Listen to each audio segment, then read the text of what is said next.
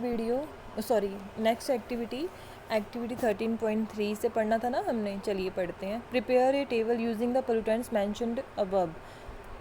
You may even add more data in the following table.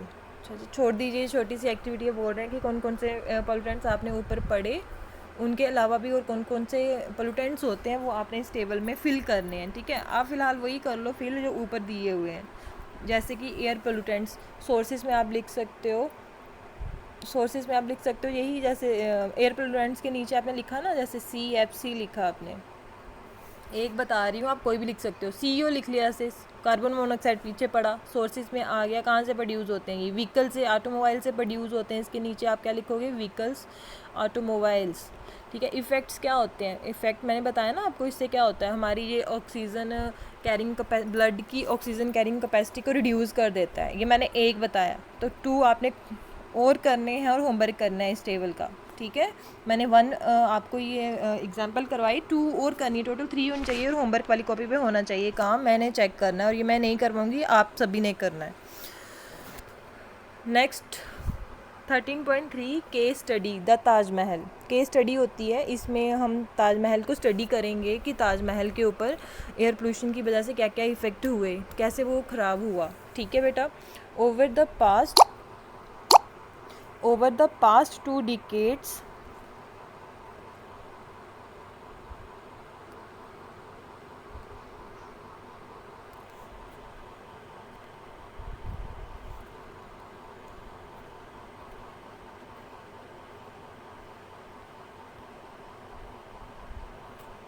Sorry बेटा, वो airplane mode on करना था, message आते जा रहे थे ना, इसलिए। चलिए करते हैं, हम क्या कर रहे थे? केस स्टडी द ताजमहल ख़राब कैसे हो रहा है उसकी स्टडी। ठीक है, over the past 2 decades India's most famous tourist attraction the Taj Mahal located in Agra has become a matter of concern. Experts have warned that pollutants in air are discoloring its white marble. पिछली 2 सदियों से या कुछ time से हम देख रहे हैं कि इंडिया का जो फेमस टूरिस्ट अट्रैक्शन है ताजमहल, ये क्या हो रहा है, जो कि आगरा में है, ये डे बाई डे क्या होता जा रहा है, हम देख रहे हैं ये ख़राब होते जा रहा है। इसका जो वाइट मार्बल है वो ख़राब हो रहा है। एक्सपर्ट जो हैं, जो एक्सपर्ट्स होगी, मतलब जो स्टडी करते रहते हैं इन चीज़ों की, वो लगातार वार्निंग कर रहे हैं कि वहाँ पे एयर पोल्यूशन क्या हो रहा है, ज़्यादा हो रहा है, जिसकी वजह से इसका जो ताजमहल का जो मार्बल है उसका कलर जो है वो ख़राब हो रहा है, वाइट नहीं है, अब उसका मार्बल कैसा हो रहा है? येलोइंग कलर का हो रहा है। ठीक है, so it is not only living organism that get affected by polluted air, but non-living things like building, monuments and statues are also get affected. कहने का मतलब है कि इससे हमें ये पता चलता है कि सिर्फ लिविंग ऑर्गेनिज्म पे ही नहीं पोल्यूशन का असर होता है, नॉन लिविंग थिंग्स जैसे कि बिल्डिंग हो गई, कोई भी स्टैचू हो गए, इनके ऊपर भी क्या होता है, इनका इफेक्ट होता है एयर पोल्यूशन का। The industries located in and around Agra like rubber processing, automobile, chemicals, especially Mathura oil refinery have been responsible for producing pollutants like sulfur dioxide and nitrogen dioxide. कह रहे हैं कि आगरा में और बहुत सारी इंडस्ट्रीज़ हैं, किसके अराउंड? ताजमहल तो सेंटर में है ना, उसके इर्द गिर्द बहुत सारी इंडस्ट्रीज़ हैं, जैसे कुछ इंडस्ट्रीज़ के इन्होंने नाम बताए हुए हैं। रबर प्रोसेसिंग होगी जहाँ पे ये टायर वगैरह बनते हैं। ऑटोमोबाइल्स वाली इंडस्ट्रीज़ है वहाँ पे, जहाँ पे गाड़ियाँ वगैरह बनती हैं। तो ये सभी इंडस्ट्रीज़ क्या करेंगी? आप खुद सोचिए, इंडस्ट्रीज़ क्या करती हैं? पोल्यूशन प्रोड्यूस करती हैं ना। केमिकल वाली इंडस्ट्री भी है वहाँ पे, जहाँ पे केमिकल बनते हैं। मथुरा ऑयल रिफाइनरी है वहाँ पे, मथुरा ऑयल रिफाइनरी जहाँ पे ऑयल को क्या किया जाता है? रिफाइन। ये तो बहुत ज़्यादा क्वांटिटी में हार्मफुल केमिकल प्रोड्यूस करती है जो ऑयल रिफाइनरी होती है। तो ये सभी की वजह से क्या होता है? ज़्यादा पोल्यूशन प्रोड्यूस होता है। और भी बहुत सारी हैं, ये तो इन्होंने कुछ बताई हुई हैं आपको। तो ये बता रहे हैं कि ये सल्फ़र डाइऑक्साइड और नाइट्रोजन डाइऑक्साइड ये दोनों ही केमिकल प्रोड्यूस करती हैं, और ये दोनों ही केमिकल अंडरलाइन कर लेने हैं। ये दोनों केमिकल आपने कौन कौन से नाम लिए मैंने? सल्फ़र डाइऑक्साइड और नाइट्रोजन डाइऑक्साइड। ये बहुत ही हार्मफुल केमिकल होते हैं, और यहाँ पे ये जो मथुरा ऑयल रिफाइनरी है या फिर बाकी हैं, ये दोनों केमिकल प्रोड्यूस करती हैं। ठीक है बेटा, These gases react with the water vapor present in atmosphere to form sulfuric acid and nitric acid HNO3. अब क्या कह रहे हैं, पहले तो मैं बता दूं, सल्फ़र डाइऑक्साइड और नाइट्रोजन डाइऑक्साइड, ठीक है। बोर्ड नहीं है, जहाँ से ही समझने की कोशिश करना, स्क्रीन से ही थोड़ा बहुत मैं समझा देती हूँ, जो रह जाएगा वो क्लास में या फिर अलग से मैसेज करके पूछो। सल्फ़र डाइऑक्साइड होता है, जैसे कार्बन डाइऑक्साइड होता है ना SO2, सल्फ़र डाइऑक्साइड होता है SO2। दूसरा क्या बोला इन्होंने, नाइट्रोजन डाइऑक्साइड, नाइट्रोजन डाइऑक्साइड होता है NO2। ये कहाँ से प्रोड्यूस होते हैं, वहाँ पे जो फैक्ट्रीज़ हैं, इंडस्ट्रीज़ हैं, वहाँ से ये दोनों केमिकल प्रोड्यूस होते हैं। उसके बाद ये बोल रहे हैं जब एटमॉस्फेयर में जाती है ना ये गैसेस, वहाँ पे वाटर ड्रॉपलेट्स प्रेजेंट होते हैं, ये तो पता है ना आपको। वाटर का फार्मूला क्या होता है, H2O। ये दोनों ही गैसेस वाटर के साथ मिक्स हो जाती हैं, दोनों ही गैसेस वाटर के साथ मिक्स हो जाती हैं, यहाँ तक है समझ। उसके बाद ये क्या करेंगी वो देखिए। उसके बाद ये एसिड बन जाती हैं, ठीक है। ये दोनों ही गैसेस अब क्या बन गई, एक बन गई सल्फ्यूरिक एसिड, एक बन जाएगी आपकी, आप खुद देख लो बेटा, लाइन नहीं ड्रा हो रही मेरे से। एक सल्फ्यूरिक एसिड, दूसरी क्या बन जाएगी, नाइट्रिक एसिड। सल्फ्यूरिक एसिड कौन सी वाली बनेगी, जो सल्फ़र डाइऑक्साइड गैस थी, जब वो वाटर के साथ मिक्स हुई तो वो क्या बन गई, H2SO4। सल्फ्यूरिक एसिड ये बहुत ही स्ट्रॉन्ग केमिकल होता है, तेजाब कहते हैं जिसको, अगर किसी पे भी गिर जाए तो आग लग जाती है। वो वाली गैस ये जो गैस है सल्फ़र डाइऑक्साइड, ये वाटर के साथ मिक्स होकर ये वाला एसिड बन जाती है। कहाँ पे रहता है ये एसिड, हमारे एटमॉस्फेयर में, जिसकी वजह से बहुत ज़्यादा हार्मफुल इफ़ेक्ट होते हैं। दूसरी जो गैस है वो नाइट्रिक एसिड बन जाती है। नाइट्रोजन डाइऑक्साइड बोला था ना मैंने, जब वो वाटर के साथ मिक्स हुई तो वो क्या बन गई, HNO3। ये तो ऊपर वाली से भी क्या है, ज़्यादा स्ट्रॉन्ग एसिड बन गया, ठीक है। इसकी वजह से तो बहुत ज़्यादा नुकसान होते हैं। अब सुनो क्या होता है उसके बाद। अब ये दोनों गैसेस जो है एसिड बन के कहाँ प्रेजेंट है, हमारे एटमॉस्फेयर में। और जब रेन होगी तो ये एसिड जो है हमारी रेन के साथ मिक्स होके फिर से के कहाँ पे आ जाएंगे, हमारी अर्थ पे आ जाएंगे, ठीक है।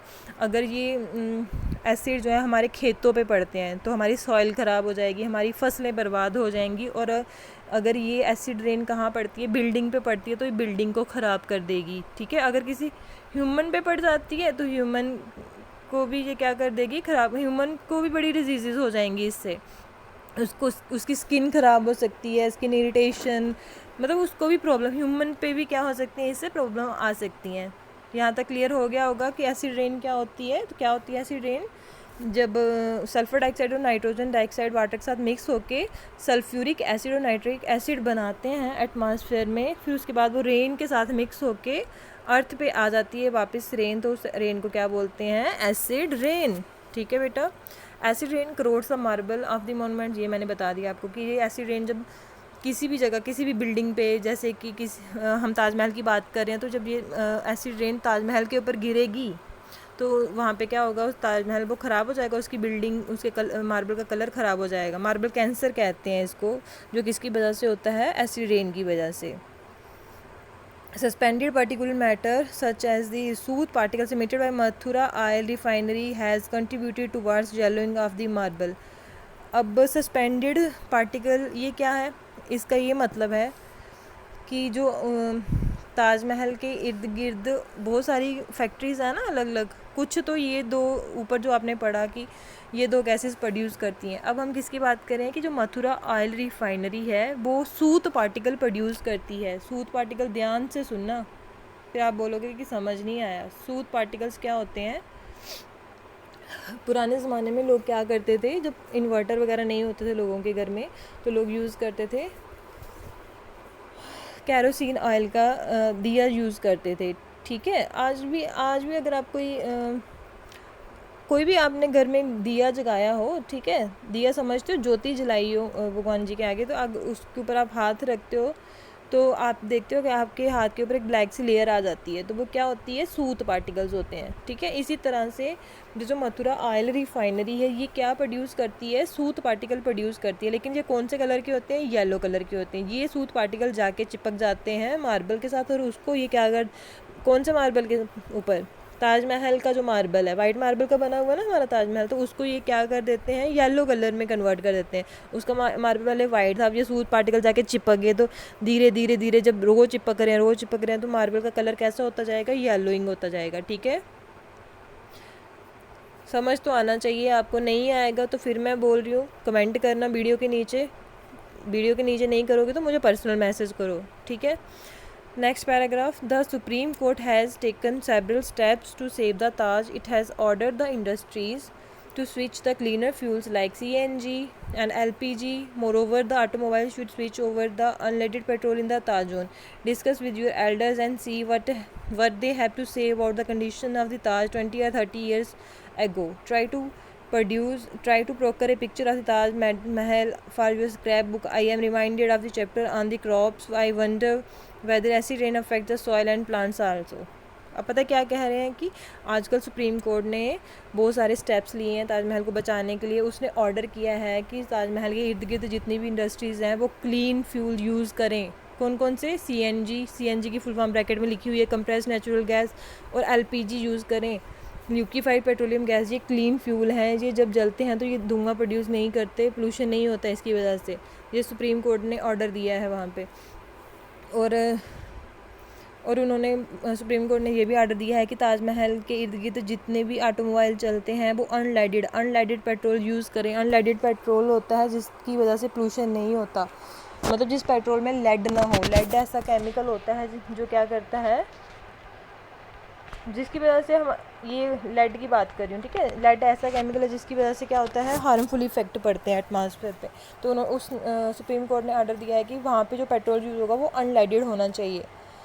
दूसरा ये बोल रहे हैं सेकंड पैराग्राफ में, नीचे वाले पैराग्राफ में बोल रहे हैं कि अपने एल्डर से पूछिए कि 20 या 30 साल पहले ताजमहल कैसा होता था. तब भी वो येलो ही होता था? नो, तब बहुत ज़्यादा वाइट और शाइनी होता था, ठीक है.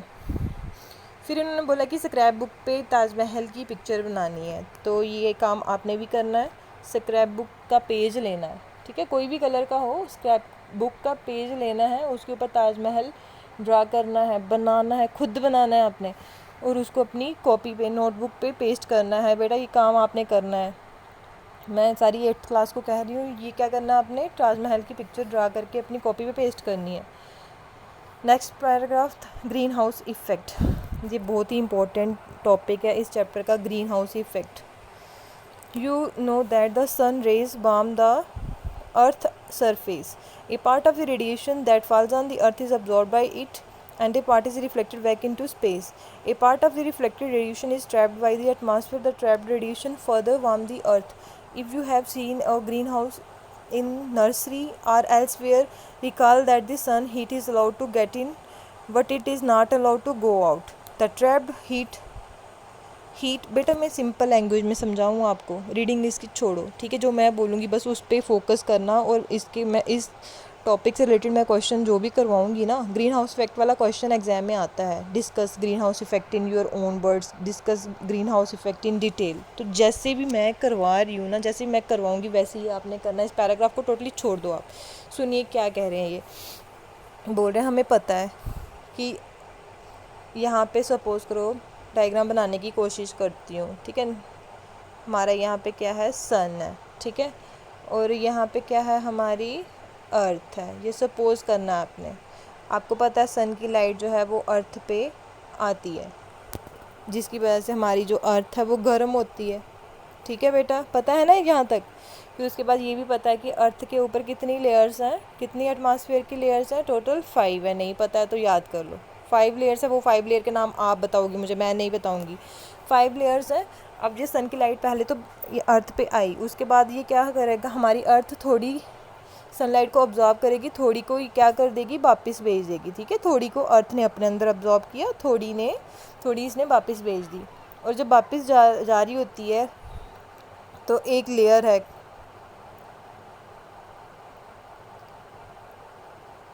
अर्थ की 5 लेयर में से एक लेयर क्या करती है, एक मिनट,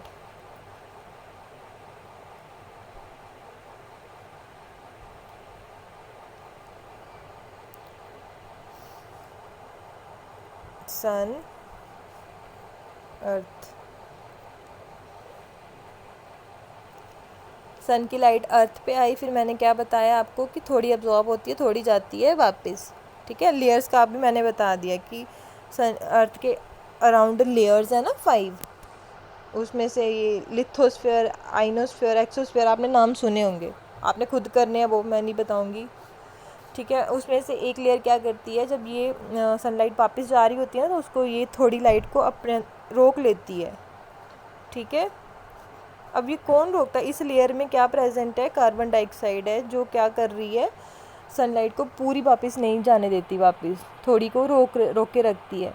जितनी वो रोक के रखती है ना, वो हमारी लाइफ के लिए क्या है, अच्छी है। मतलब हमें जितनी गर्मी चाहिए अर्थ पे रहने के लिए, हमें जितनी गर्मी चाहिए वो उतनी ही अब्जॉर्ब करती है, उससे ज़्यादा अब्जॉर्ब नहीं करती है। तो इस चीज़ को क्या बोलते हैं, green house effect. Green house effect क्या होता है कि जो हमारे एटमॉस्फेयर में कार्बन डाइऑक्साइड है, तो ये क्या कर रही है, जब सनलाइट वापस जा रही होती है उसको जाने से रोकती है, पूरी नहीं जाने देती, मतलब थोड़ी रोक लेती है। तो उसकी वजह से जो हीट प्रोड्यूस होगी वो हमारे यहाँ क्या है, ग्रीन हाउस इफेक्ट है। ये हमारे लिए बहुत ही इंपॉर्टेंट है। अगर सारी की सारी लाइट वापस चल जाएगी तो अर्थ को जितनी गर्मी चाहिए, अर्थ पे लोगों को रहने के लिए जितना इन्वायरमेंट चाहिए वो वैसा नहीं होगा, ठीक है। तो अब ये बोलें कि आपने देखा होगा कि हम नर्सरी से प्लांट्स लाते हैं। नर्सरी क्या होती है, एक टाइप का उन्होंने क्या बनाया होता है, इस तरह का शेड बनाया होता है, ठीक है। नीचे लगाए होते हैं प्लांट्स वगैरह लगाए होते हैं, आपने देखा हुआ है। तो उन्होंने ऊपर शेड क्यों बनाया होता है कि सनलाइट जब अंदर आए उसके बाद जब वापस जाए तो ये शेड उसको क्या करे, रोक ले, अंदर रोक ले, कि जितनी उन प्लांट्स को गर्मी चाहिए उससे उतनी उनको मिल जाए और प्लांट की ग्रोथ जो है वो अच्छी हो जाए, ठीक है। इसलिए ये नर्सरी बनाई होती है, आपने देखा हुआ है सभी ने। तो ये जो ग्रीन हाउस इफ़ेक्ट है, सॉरी, ये जो नर्सरी वाला कंसेप्ट है, ये कहाँ से लिया गया है, इसी ग्रीन हाउस इफ़ेक्ट से, ठीक है। अब ग्रीन हाउस इफ़ेक्ट तो हमारे लिए अच्छा है, लेकिन आजकल क्या हो रहा है आपको पता है, प्लांट्स काटते जा रहे हैं, लोग काटते जा रहे हैं, तो जिसकी वजह से कार्बन डाइऑक्साइड क्या हो गई है, एटमॉस्फेयर में बहुत ज़्यादा हो गई। प्लांट्स क्या करते थे, एक्स्ट्रा कार्बन डाइऑक्साइड को अब्जॉर्ब कर लेते थे और ऑक्सीजन देते थे, लेकिन अब प्लांट्स ही काट दिए हैं तो कार्बन डाइऑक्साइड बहुत ज़्यादा है एटमॉस्फेयर में। अब वो कार्बन डाइऑक्साइड क्या करेगी, वो ध्यान से सुनना। सन अभी भी क्या कर रहा है, कॉन्टीन्यूसली अर्थ पे सनलाइट दे रहा है, लेकिन अब क्या है, अब कार्बन डाइऑक्साइड बहुत बढ़ गई, पहले इतनी नहीं थी बेटा, अब कार्बन डाइऑक्साइड की परसेंटेज बहुत ज़्यादा है। तो वो क्या करेगी, ज़्यादा हीट रोकेगी। जब सनलाइट वापस जा रही होगी तो वो सारी की सारी रोक लेती है, वापस ही नहीं जाने देती सन की लाइट। उसकी वजह से जितनी हीट हमें चाहिए होती है वो उससे भी ज़्यादा हीट हमें मिलती है, तो वो हमारे लिए अच्छी नहीं है। तो ये सब कुछ किसकी वजह से हो रहा है, एक्सेस कार्बन डाइऑक्साइड की वजह से। मतलब हमें जितनी चाहिए थी हमें उससे ज़्यादा मिल रही है, तो ये हमारे लिए हानिकारक है। ये क्या है, इस चीज़ को क्या बोलते हैं, ये पैराग्राफ कहाँ गया, इस चीज़ को बोलते हैं ग्लोबल वार्मिंग। जो मैंने अभी बताया कि जो ज़्यादा कार्बन डाइऑक्साइड की वजह से हमारा एटमॉस्फेयर ज़्यादा गर्म होता है, इसको बोलते हैं ग्लोबल वार्मिंग। पहले मैंने क्या बताया था, green house effect. Green house effect होता है कि जितनी कार्बन डाइऑक्साइड चाहिए हीट के लिए उतनी मिल रही है, मतलब जितनी हीट हमें चाहिए उतनी हमें मिल रही है, तो वो ग्रीन हाउस इफ़ेक्ट है। लेकिन जब ज़्यादा कार्बन डाइऑक्साइड प्रेजेंट हो एटमॉस्फेयर में और ज़्यादा हीट बन रही है, ज़्यादा हीट को वो रोक रहा है, तो ये चीज़ क्या होगी, ग्लोबल वार्मिंग। ग्लोबल वार्मिंग के नुकसान सुनिए। ग्रीन हाउस हमारे लिए अच्छा है, लेकिन ग्लोबल वार्मिंग हमारे लिए अच्छा नहीं है। क्यों नहीं अच्छा है, क्योंकि ग्लोबल वार्मिंग क्या करता है, ग्लोबल वार्मिंग की वजह से इतनी ज़्यादा हीट प्रोड्यूस होती है कि मतलब गर्मियों में इतना ज़्यादा टेम्परेचर हो जाता है, गर्मी ही गर्मी रहती है, ठीक है। दूसरा, ग्लेशियर तक पिघल जाते हैं। इससे ग्लेशियर सुने हुए ना आपने, ग्लेशियर की जो सारी आइस है वो इससे पिघल जाती है। और क्या था, हाँ पढ़ ही लेते हैं इसको हम यहाँ से। Global warming a serious threat. Global warming can cause sea levels to rise dramatically. In many places, coastal areas have also been flooded. Global warming could result in wide-ranging effects on rainfall pattern. अच्छा, हाँ इसमें बता रहे हैं कि global ज़्यादा गर्मी की वजह से रेनफॉल जो है वो भी उसका मतलब ज़्यादा रेनफॉल नहीं होगा। क्यों नहीं होगा, क्योंकि एटमॉस्फेयर में नमी ही नहीं रही। नमी होता है मॉइस्चर सारा वो कौन अब्जॉर्ब कर जाता है, गर्मी ने अब्जॉर्ब कर लिया, जितनी भी हीट थी उसने अब्जॉर्ब कर लिया, तो रेनफॉल नहीं होगा, गर्मी ही गर्मी होगी हर जगह, ठीक है। फॉरेस्ट प्लांट इन सभी पे इसका असर आएगा। जब रेनफॉल ही नहीं हुआ, फॉरेस्ट प्लांट सब पे असर आएगा। फिर majority of people living in region where threatened by global warming are in Asia. ज़्यादा ग्लोबल वार्मिंग का इफ़ेक्ट देखने को कहाँ मिलता है, एशिया वाली साइड मिलता है। दूसरा मैं आपको क्या बता रही थी मैंने आपको बताया कि ये ग्लेशियर भी मेल्ट कर देता है। आजकल जितनी ग्लोबल वार्मिंग हो रही है ना, साइंटिस्ट कह रहे हैं कि इससे 2 डिग्री और ज़्यादा हो गया ना, अगर ग्लोबल वार्मिंग ज़्यादा हो गई तो पूरी की पूरी दुनिया क्या हो सकती है, तबाह हो सकती है। समझ आ रहा है ना आपको? अब यहाँ से करवाती हूँ। Global warming has become a major concern for governments worldwide. सारे देशों की, सारे वर्ल्ड की जो गवर्नमेंट्स हैं वो ग्लोबल वार्मिंग को लेकर बहुत ही परेशान है कि इससे बचने के लिए क्या करना चाहिए। Many countries have reached an agreement to reduce the emission of greenhouse gases. सभी देशों की जो सरकारें हैं उन्होंने एक क्या किया, एग्रीमेंट किया कि हम क्या करेंगे, ग्रीन हाउस गैसेस कौन सी होती हैं, यही जो हीट ज़्यादा प्रोड्यूस करती हैं। सबसे मेन ग्रीन हाउस गैसेस कौन सी है, कार्बन डाइऑक्साइड। सभी देशों की सरकार ने क्या किया, एक एग्रीमेंट पे साइन किए कि हम ग्रीन हाउस गैसेस अपने देश में प्रोड्यूस होने से रोकेंगे, जिसकी वजह से जो ग्लोबल वार्मिंग हो रही है। ठीक है, ग्रीन हाउस गैस कौन सी वाली, कार्बन डाइऑक्साइड को हम कम करेंगे, मतलब हम ट्रीज़ ज़्यादा लगाएंगे, ऐसा कुछ उन्होंने बोला। उन्होंने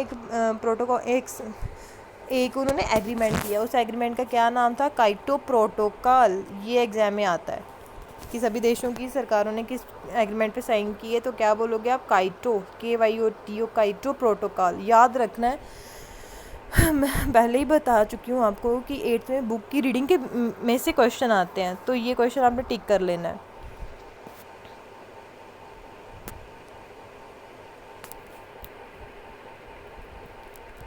हाँ, कहाँ पहुँचे थे, last paragraph. It is surprise to hear that an increase in the earth temperature by even a little 0.5 degree Celsius can have such a serious effect. You might have read in the newspaper recently that the Gangotri glacier in the Himalaya has started melting because of global warming. ये मैं बता चुकी हूँ आपको कि आजकल क्या हो रहा है, ग्लेशियर भी इसकी वजह से पिघलना स्टार्ट हो गए हैं। कि दूसरा इन्होंने बताया कि थोड़ा सा भी अगर हमारे टेम्परेचर में, अर्थ के टेम्परेचर में बदलाव आए ना, 0.5 पॉइंट भी बदलाव आए, जब बढ़ जाए, उसकी वजह से भी हमारी अर्थ को बहुत सारे नुकसान होते हैं। और ग्लोबल वार्मिंग तो डे बाई डे क्या करता जा रहा है, अर्थ का टेम्परेचर इंक्रीज़ कर रहा है। ठीक है, सबसे मेन गैस कौन सी है ग्लोबल वार्मिंग की, ग्रीन हाउस गैस कौन सी है जिसकी वजह से ज़्यादा ग्लोबल वार्मिंग हो रही है। अच्छा, इससे पहले मुझे ये बताओ कि मैं ये ग्लोबल वार्मिंग क्यों बोल रही हूँ, क्योंकि हमारी अर्थ क्या है, अर्थ को कहते हैं ग्लोब। ठीक है, ग्लोब क्या हो रहा है, बाम हो रहा है, किसकी वजह से, कार्बन डाइऑक्साइड की वजह से। कौन सी गैस की वजह से, कार्बन डाइऑक्साइड की वजह से हमारा जो ग्लोब है वो बाम हो रहा है। तो इसलिए इस टॉपिक का क्या नाम है, ग्लोबल वार्मिंग। अर्थ का गर्म होना, जो अर्थ का बहुत ज़्यादा गर्मी प्रोड्यूस करना, किस गैस की वजह से, कार्बन डाइऑक्साइड गैस की वजह से। फिर से आगे आपके क्वेश्चन ये मैं करवाती हूँ अभी टॉपिक ख़त्म होने के बाद। The state of Jammu and Kashmir has been showing a steady progress in small scale industrial sector. Satwari Jaina Court represent industrial estate in Jammu province. Industrial areas are in Badi Brahmana, Gangyal, Udhampur and Kathua, Udhampur, Doda, Rajouri, Kathua, and in Kashmir Valley, Rangreth, Konmu, Doag, Ward, Sheltang, Kupwara and Kondarwal are the major industrial areas. अच्छा, अब ये जम्मू के कुछ industrial areas है, यहाँ पे क्या होता है,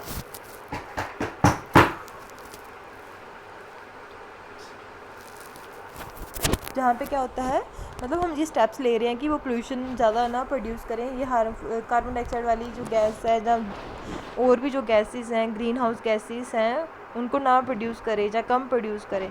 ग्रीन हाउस गैसेस सिर्फ कार्बन डाइऑक्साइड ही थोड़ी है। कार्बन डाइऑक्साइड की बात करूँ तो कार्बन डाइऑक्साइड मेन गैस है। सबसे ज़्यादा जो ग्रीन हाउस इफेक्ट है, सबसे ज़्यादा जो ग्लोबल वार्मिंग है, वो किससे प्रोड्यूस होती है, कार्बन डाइऑक्साइड। बाकी और भी गैसेस हैं बेटा, इसमें कार्बन मोनोऑक्साइड आ जाती है, NO2 आ जाती है। ये सभी कौन सी गैसेस होती हैं जिनकी वजह से ग्लोबल वार्मिंग होती है।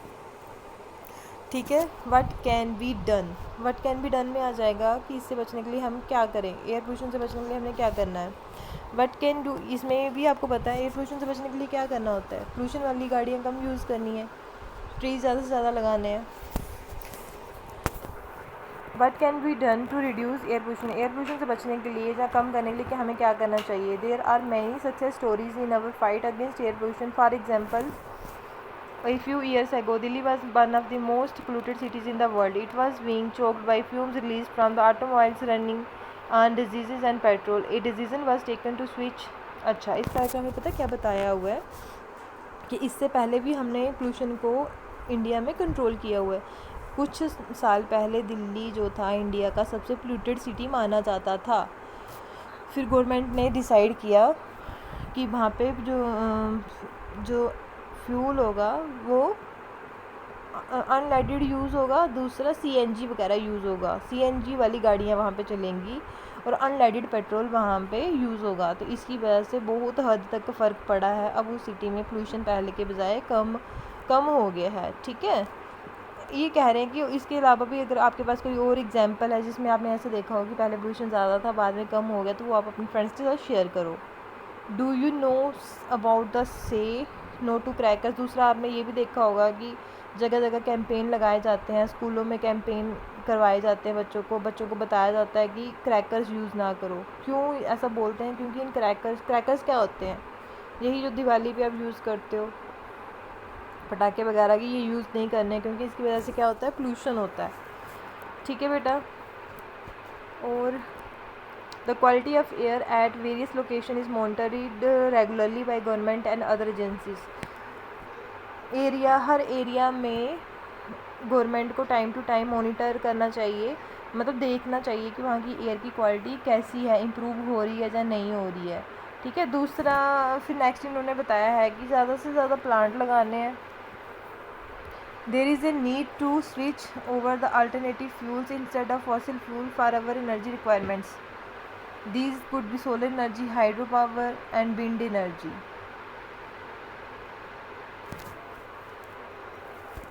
हम बोल रहे हैं कि इसके अलावा भी आपने कोशिश करनी है कि आपने ऐसी चीज़ें जो पोल्यूशन प्रोड्यूस करती हों वो कम यूज़ करनी है, उसके बजाय आपने सिंपल चीज़ें यूज़ करनी है जो पोल्यूशन प्रोड्यूस नहीं करती। जैसे कि आप सोलर एनर्जी यूज़ कर सकते हो, हाइड्रो पावर यूज़ कर सकते हो, विंड एनर्जी यूज़ कर सकते हो। ये सभी चीज़ों से आपको क्या होगा, पोल्यूशन नहीं जाएगा, मतलब एटमॉस्फेयर में। Next activity 13.4, you have various options for commuting to your school such as walking, going by bicycle, travelling bus. अच्छा, इस पैराग्राफ में ये बताया हुआ है, तो पूरा इसे बता देती हूँ मैं आपको। आज पहले मैं बता देती हूँ, यहाँ तक हम रीड करेंगे, यहाँ तक। नेक्स्ट टाइम मैं आपको वाटर पोल्यूशन वाला पूरा टॉपिक करवाऊँगी। ठीक है बेटा, पहले सुन लो इस पैराग्राफ का मतलब क्या है जो मैं बता रही थी आपको। इस पैराग्राफ में कह रहे हैं कि जब आप घर से स्कूल जाते हो तो आप पैदल जा सकते हो, बाईसाइकिल यूज़ कर सकते हो, लोकल बस में जा सकते हो, कि स्पेशल अपनी गाड़ी पे नहीं जाना है। जब पापा को नहीं बोलना है कि स्पेशल मुझे कार में छोड़ने जाओ, ऐसा नहीं करना है, क्योंकि जब हर बच्चे के पापा जब स्कूल में गाड़ी लेके आएंगे तो उससे भी क्या होगा, बहुत ज़्यादा पोल्यूशन प्रोड्यूस होगा।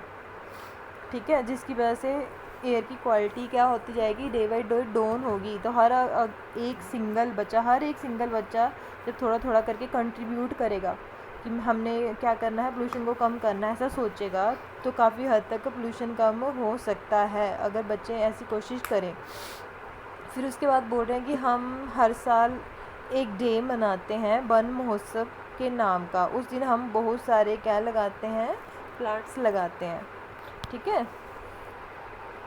तो और ये वन महोत्सव वाला डे जो है ये कब मनाया जाता है, जुलाई में। कौन सी डेट को मनाया जाता है ये आपने पता करना है, आपको पता होना चाहिए कौन सी डेट को आता है। हाँ, एक चीज़ और ये बोल रहे हैं कि कभी भी आपने ड्राई लीव्स को जलाना नहीं है। सूखे पत्ते होते हैं ना जो ट्रीज़ के, उनको जलाना नहीं है। आपने कोशिश करनी है एक गड्ढा खोद के उसको दबा दिया जाए, क्योंकि जब ये ट्रीज़ के पत्ते जलते हैं उसकी वजह से भी बहुत सारा स्मोक प्रोड्यूस होगा, जिसकी वजह से पोल्यूशन होगा। तो क्या कोशिश करनी है कि एक बड़ा सा गड्ढा खोदना है, उसके अंदर ये सारे जितने भी सूखे पत्ते होते हैं, जो भी वेस्ट मटीरियल उस गड्ढे के अंदर डिग कर देने हैं, दफना देने हैं अंदर। ठीक है बेटा, तो ये सारा आपने आज क्या पढ़ा, एयर पोल्यूशन। समझ आ गया होगा आपको, नहीं आया होगा फिर मैं कह रही हूँ कमेंट करिए या पर्सनल मैसेज करिए। थैंक यू बेटा। नेक्स्ट हम करेंगे वाटर पोल्यूशन।